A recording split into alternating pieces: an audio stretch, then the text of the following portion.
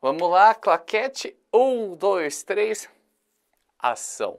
A gente já se pegou pensando em umas cenas de Chaves que gostaríamos muito de ter visto. E olha, tem muita coisa legal. Sim, eu já vi! Agora, quando o assunto é Chapolin, também. Bora nessa? Então se prepare para pegar a sua nave interplanetária e vem com a gente. Como você já deve saber, nessa série de vídeos aqui, eu levanto algumas coisas que a gente adoraria ter visto. Coisas que ficaram no ar, coisas que não foram resolvidas, coisas que dariam mais contextos aos episódios e, por que não, coisas que até deixariam os personagens mais bem construídos. E é claro que acaba sendo um exercício muito legal de pensar no que a gente adoraria ter visto, né? Efetivamente, dona Clotilde. E falando desse jeito, sem pensar duas vezes, a primeira coisa que me vem à cabeça é: o Chapolin é um baita de um viajante. Tanto é que ele já esteve, por exemplo, no Caribe. E aqueles que não estão de acordo, que levantem a mão. Não, você não. No Japão. Vem para cá. Na Rússia. O que acha que ele fez quando eu disse me dê o livro? Chivo. No Egito. No Velho Oeste americano. E o senhor de barbas e careca. De barbas e careca.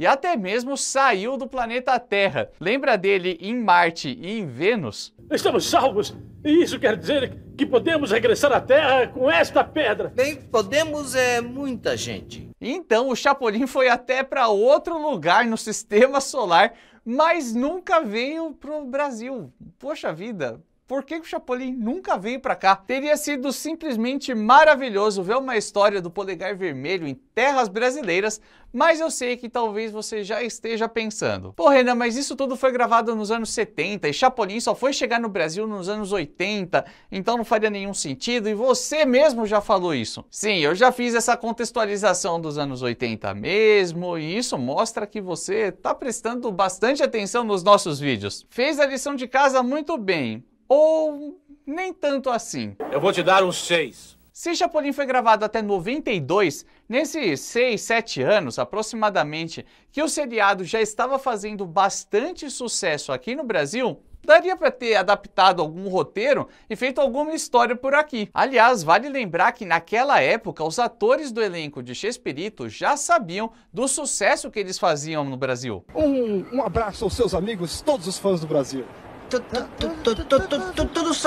Todos são do Brasil? Todos? Todo mundo tá vendo a gente agora. Chapolin no Brasil super dava pra ter rolado, ainda mais nessa fase dos anos 80 e 90. E aí, como seria a história? Será que ele pegaria alguma figura famosa do nosso país? Será que se passaria numa praia tipo Acapulco? Enfim, o Brasil tem bastante história, bastante pontos turísticos. Vou deixar isso pra sua imaginação. E como eu falei sobre o Chapolin ser um viajante, vale lembrar que ele não só se locomovia em espaços físicos totalmente aleatórios. Ele também viajava no tempo, pois afinal de contas a gente viu o super-herói no Velho Oeste americano, que é um período que durou ali mais ou menos entre 1860 e 1910. Aliás, o próprio Buffalo Bill fez fama nessa época. Como fez para escapar, Chapolin? Uma flecha cortou a corda que me amarrava a mão. Porque eu nunca pensei em lhe fazer mal, Chapolin.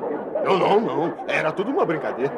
É mesmo? Então me responde essa: o Chapolin viaja no tempo ou então ele é um herói praticamente imortal e em diferentes períodos históricos ele estava vivo ajudando todo mundo? Enquanto você pensa, eu já vou te dizer que a resposta é... não sabo. Com certeza faltou uma contextualização, alguma explicação sobre esse fenômeno para dar mais corpo ao personagem e até mesmo para a gente matar essa curiosidade e saber mais sobre a sua vida. Mas de uma coisa pelo menos a gente tem certeza: ele comemora aniversários, pois afinal de contas duvido que você não se lembre dessa cena. Eu queria celebrar meu aniversário em fevereiro e não vou poder fazer isso. Por quê? Porque nasci em setembro.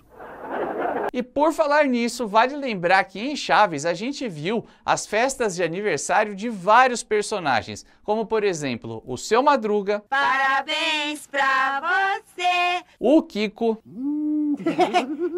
e o Professor Girafales. Feliz aniversário, professor! Linguiça! Ai, meu... Aliás, estava me esquecendo, mas tem até festa do nhonho. Que no venga nadie.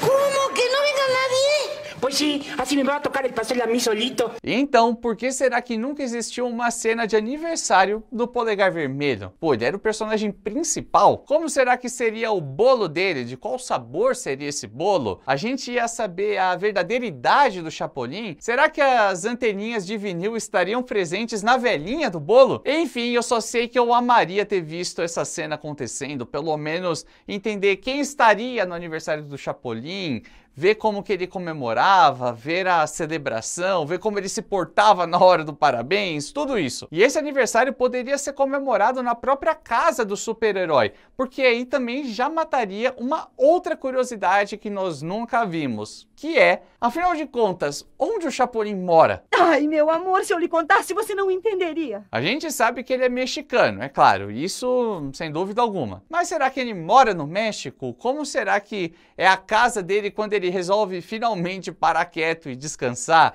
Onde será que ele guarda todas aquelas armas maravilhosas? De qualquer forma, tudo isso ficou em aberto. Tudo o que sabemos é que pelo menos existia um centro de preparação especial que foi citado no episódio Visita ao Planeta Desconhecido de 91. Vocês gostariam de ver? Eles estão arrumando a lataria, mas vai ficar perfeita. Vocês querem vê-la ou não?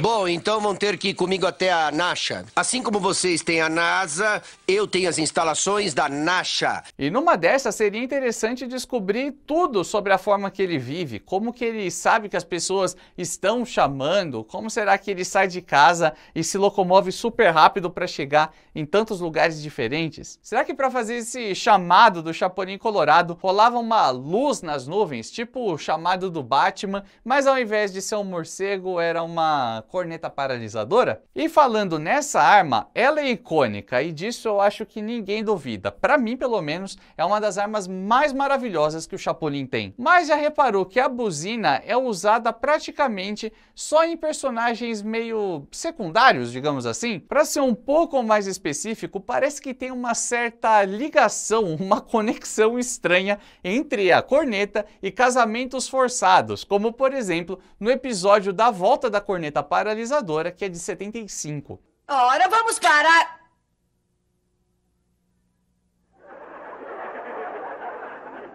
Não contavam com minha astúcia. Mas principalmente ele fica paralisando tanto o pai da Florinda quanto o super multimilionário Carlos. Vamos selar nosso compromisso com um beijo de amor. Ah, não, não. Como você beija, meu amor! Já em O Regresso da Corneta Paralisadora de 74, e sim, eu sei o que você está pensando, mas os nomes dos episódios são realmente bem parecidos. O Chapolin fica paralisando um tio da Florinda e o seu pretendente. E por outro lado, para manejar a corneta paralisadora, é necessário possuir um sexto sentido que pressinta o perigo. E o único episódio onde a corneta não é usada nesse contexto de casamento é aquele do extraterrestre. Aqui, a arma é colocada em ação para impedir o ET. Ai, olha ele aí, olha ele aí. Olha ele, olha ele, olha ele, Chapolin! Não contavam com minha astúcia. Mas sendo uma arma tão potente, tão poderosa, tão marcante, como que o Chapolin Colorado nunca a usou brigando com vilões mais famosos, mais sinistros, aquela galera que realmente botava bastante medo nele? Imagina só o Chapolin paralisando o Tripa Seca, o Racha-Cuca, o Botina ou até mesmo o Alma Negra. Tô ardendo de vontade de encontrar o famoso Alma Negra. Pois é só dar meia volta, Chapolin. Temos uma ampla variedade de personagens que teria sido muito legal ver a corneta paralisadora sendo usada. Então já fica aí a palavra-chave. Qual desses personagens que eu citei, ou então qualquer outro que você adore do universo de Chapolin, você gostaria de ter visto sendo paralisado pela buzina? Já dei a dica de vários, hein? Comenta aí embaixo qual é o seu preferido. Até porque eu não me canso de dizer, e isso é verdade, a gente sempre lê tudo que vocês mandam. Está escrito no idioma dos habitantes do planeta Júpiter.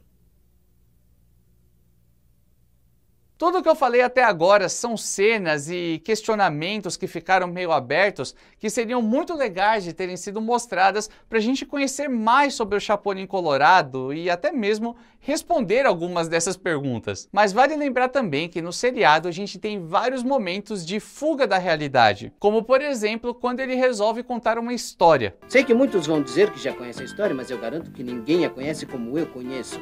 Querem ouvi-la? E até mesmo em Chaves nós temos os chamados flashbacks, e só de falar disso provavelmente você já se lembra de algumas cenas bem específicas. Para ser mais exato, tô falando do episódio Recordações. Cuide bem do menino. Claro. Então, já que temos cenas como essa do Pequeno Kiko, onde nós, espectadores, conhecemos um pouco mais sobre o seu passado, por que não tem nada disso do universo de Chapolin? Fala sério, o quanto seria legal ter um flashback para conhecer a origem do nosso super-herói mais querido de todos? Esse é meu nome verdadeiro, Chapulín Colorado, meu apellido Colorado, porque mi papá se chamava Pantaleón Colorado y Roto. Creo que primo segundo de Juan Colorado y sobrino nieto de Chucho el Roto. E ele continua, dessa vez, falando de sua parte de mãe. Mi madre se apellidaba Lane. Así se apellida Luisa Lane, la novia de Superman.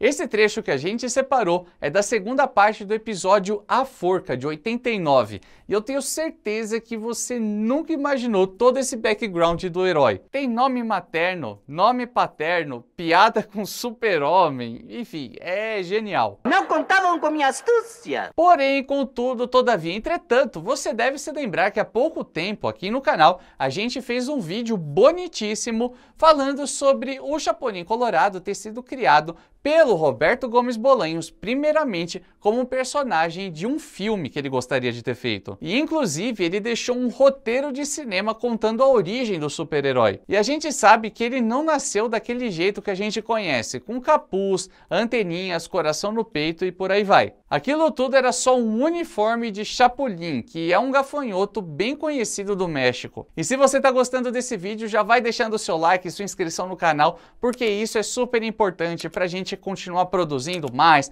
continuar gravando, fazendo novos vídeos, fazendo mais vídeos por semana, fazendo vídeos fora do estúdio, etc, etc, como diria o professor Girafales. Enfim, a gente conta com seu apoio. Até porque nesse trabalho todo de pesquisas que a gente faz, conseguimos descobrir ainda mais coisas legais sobre o Chapolin. E não é nesse trecho desse episódio de 89, mas algo bem mais antigo. Na verdade, o Polegar Vermelho se tornou um super-herói após passar em uma seleção de um cientista, o Professor Inventivo. Minha adorada! O que foi?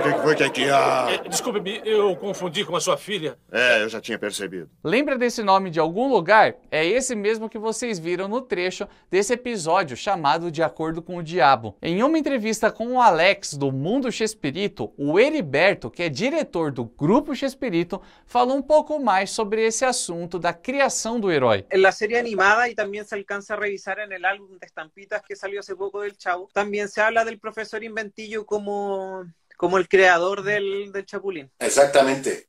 ¿Y esa idea la sacaron de ese guión? La sacamos de ese guión justamente. O Professor Inventivo procurava uma pessoa honesta e de bom coração para se tornar o herói. E o personagem principal que conhecemos até então era esse cara. Só que, na verdade, o Chapolin era um medroso professor de escola. Dá para acreditar nisso? Oh! E agora quem poderá nos ajudar? Eu! Chapolin Colorado! É muita informação, né? Eu sei, dá uma confusão na cabeça, eu também fiquei meio em choque quando descobri, mas aqui a gente acaba voltando para o ponto central do vídeo. Olha só quanta informação tem, e ainda mais informações que foram confirmadas por pessoas próximas sobre a criação do Chapolin Colorado. Quanta coisa legal teria sido muito bacana de ser mostrada, quanta coisa interessante a gente poderia conhecer através de flashbacks, através de momentos na história, enfim, eu tenho certeza que certos pontos aqui são apenas lacunas de roteiros, mas outros o Roberto tinha respostas. Mas enfim, a gente sabe que ainda tem muitas outras coisas que adoraríamos ter visto, coisas que ficaram meio no ar, coisas que não tiveram respostas, e é por isso que eu te faço um convite. Se tiver algo que você adoraria ter visto também, alguma coisa específica, alguma coisa que talvez nem seja tão específica assim, manda nos comentários, porque aí quem sabe a gente faz uma parte 2. Só que a gente só vai fazer se vocês gostarem desse vídeo. E ó, sinceramente, com essa chuva de informações que eu dei, eu acho que vocês gostaram, principalmente com coisas relacionadas até mesmo a um roteiro de cinema que o Roberto escreveu. Mas para quem está assistindo o canal em dia, já sabe um pouco mais sobre esse assunto num vídeo que fizemos sobre os 51 anos do Chapolin Colorado e falamos tudo sobre esse lance do roteiro para cinema. É só clicar aqui do lado que você também vai ficar por dentro. E a gente se vê no próximo vídeo nessa mesma hora e nesse mesmo canal.